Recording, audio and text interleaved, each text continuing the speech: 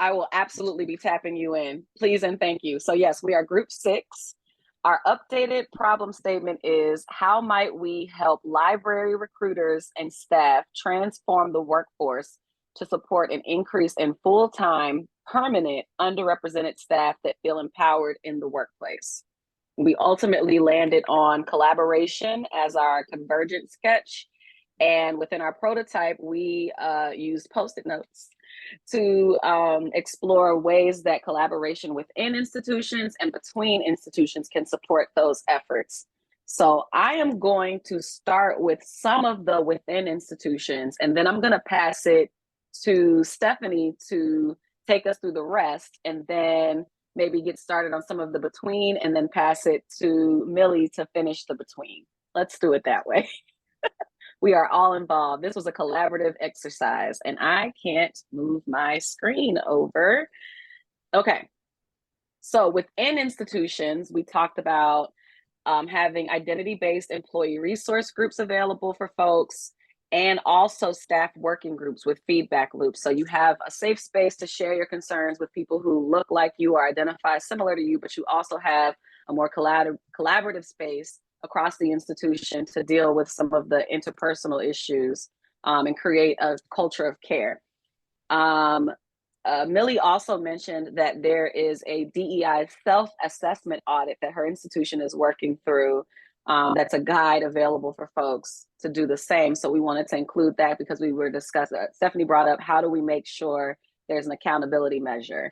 And I also wanted to throw in there that we need to identify sustainable streams of funding so that it's not, we were talking about how short-term, part-time, or unpaid labor is not a good way to recruit BIPOC staff into the workforce. And so there need to be full-time, permanent staff positions that are encouraging folks to join, or at least long-term for folks who are at the intern fellowship level. So Stephanie, I'll pass it over to you to finish the within institutions. Yeah, so other things we could do within our institutions, one is to leverage our collections by highlighting the items that we hold that speak to DEI. As well, work with professionals in compatible fields like education, data analytics, because many folks who come to LIS come to it from other fields, or folks move out of LIS into similar ones. And so there are lots of folks within our institutions we can work with on improving diversity in our field. In addition, professional development, retreats, guest speakers, and reading groups can help support current staff.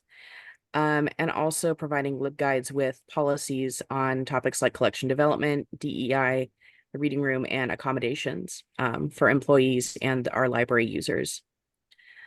Moving over to between institutions, we'll take the bottom Post-its. So some of our suggestions included leveraging identity-based interest groups within national organizations, working again with professionals in compatible fields, this time outside of our institutions, and also working with peer institutions on this project. Millie, would you like to finish us off? Sure. Thank you, Stephanie.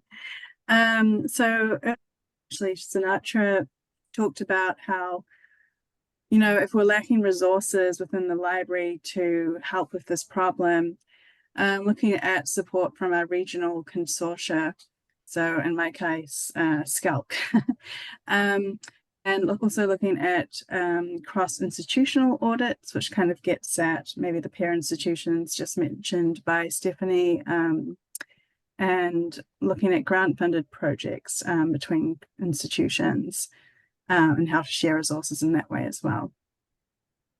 Thank you. All right, so hopefully we set the bar incredibly high for everyone else, and we look forward to your feedback. If everybody will please complete your evaluation for Team 6, complete your evaluation, and then we will get the next team ready. And again, we'll ask you if we can take 3 minutes to introduce your problem and your potential solution. So that we can make sure we get everybody completed on time. Again, finish your evaluation for Team 6. And who do we have up next? Next is team 3, which I believe is Scott. Okay. Scott, is your team ready? If I can unmute, yes. Okay. And then we have the correct prototype in front of us for you? Yes, it's unfortunately fairly rough. We had took a more conceptual approach to things. No worries. We appreciate how hard this is to do, removed from us physically, and appreciate all your contributions. So Scott, if you would please start with your problem statement and then explain your prototype within a 3-minute window. We sure would appreciate it. Hold on, let me get to our problem statement. Miro is. It looks like you've got it on your prototype board there. Okay. If I'm reading correctly. Yeah. How might we help library workers at all levels of career growth define, develop, and iterate their own learning journey to cultivate professional satisfaction and support organizational health? And what we conceptualized for this, first of all, we did locate an existing solution that is called the skill type platform. And Amy can probably tell you a little bit more about that once I describe our conceptual drawing. And what we saw this as was more that development occurs at various levels. So we envisioned sort of like an interlocking set of gears that would all move together. But the gears are all functionally connected to various other side things, almost sort of like outside spider webs. Mostly because there's a lot of outside development that occurs, and development builds upon itself. And those sets of skills, when you're at introductory levels for early career professionals, tend to be much broader. For mid-career professionals, there tends to be a focusing, and for senior level members and senior staff, library workers, they tend to be a fairly narrow set of activities and type of professional development that are focused in on not just their own personal development, but at each phase you become more organizationally aware. So your role, your outside resources become smaller, but you're much more influential on your own organization. And if you wanted to talk about skill type platform, Amy. Sure. I don't have much to say about skill type. I linked it in Miro. It's a platform that basically identifies gaps in skills and helps administrators and other folks in the industry sort of create their own learning journey. It's an existing solution that addresses the exact problem we were talking about. I did not put it up here to sell it. Our institution doesn't use skill type, so I'm not deeply familiar with the way it works. But one of the things that made it harder to create a working prototype for us is the solution we're looking for is something that helps folks identify their own gaps in skills and how it relates to changes within the industry and changes within the external landscape that they work in. And we didn't want to say another toolbox. Okay, is that it? There you go, right on time. All right, thank you for sharing. Right, let's get a round of applause for the team.